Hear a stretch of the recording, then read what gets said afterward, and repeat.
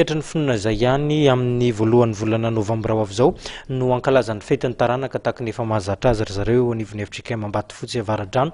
Maro ny fandaharam-potoana ho hita ny toerana amin'ny fotoana io. Anatanteraka fetin'ny taranaka sy fanateram-bokatra ny FJKM Ambatofotsy Avaradrano ny zoma voalohan'ny volana novambra 2024. Anomboka amin'ny 9 ora maraina ny fanompom-pivavahana, fotoana izay anehoana ny fiombonan'ny taranaky ny FJKM Ambatofotsy Avaradrano amin'ny fiaraha-mivavaka sy fiaraha-misakafo aorian'izany. Isy ihany koa ny dinidinika fiomanana amin'ny fankalazana ny faha 570 taona ny fiangonana izay ho tanterahana amin'ny fotoana io, ka ny fahatongavantsika no ahafantarantsika izany. Anentana sy manaiky antsika rehetra samotoga maro mba tsy haivo azy ary ilazao ny havana rehetra fa ny 2 novambra 2024 manomboka amin'ny 6 ora maraina ny fanompom-pivavahana iarahantsika.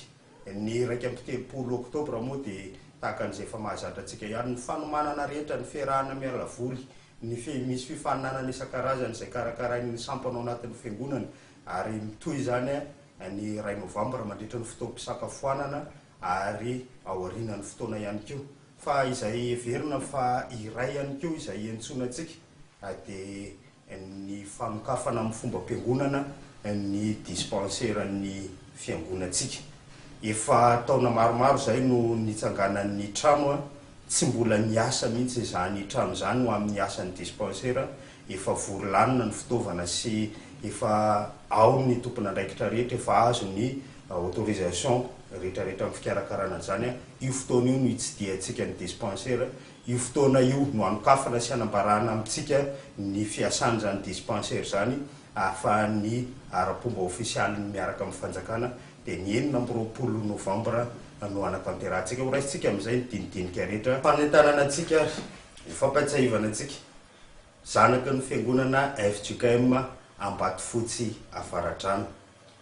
Ho avy eny amin'ny FJKM Ambatofotsy Avaradrano isika 2 novambra 2024 manomboka amin'ny 9 ora maraina ny fanompom-pivavahana.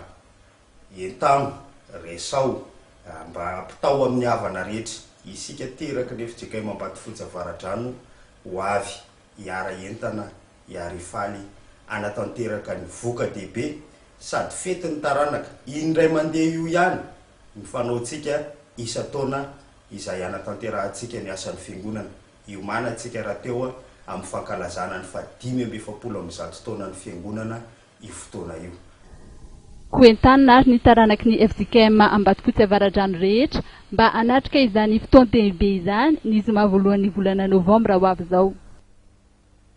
Iny fanadihadiana ny hoetin'ny Claude Arasoloson iny ihany tompoko lasitoko vavy no anakatonantsika ny pejin'ny fampalalam-bahoaka amin'ity androandroany ity. Isaorana feno ianao nanaraka izany hatramin'ny farany ho amin'ny rapitso amin'ny 7 ora ariva tahaka ny mahazantra indray ny fotoana antsika manaraka. Filma tompoko.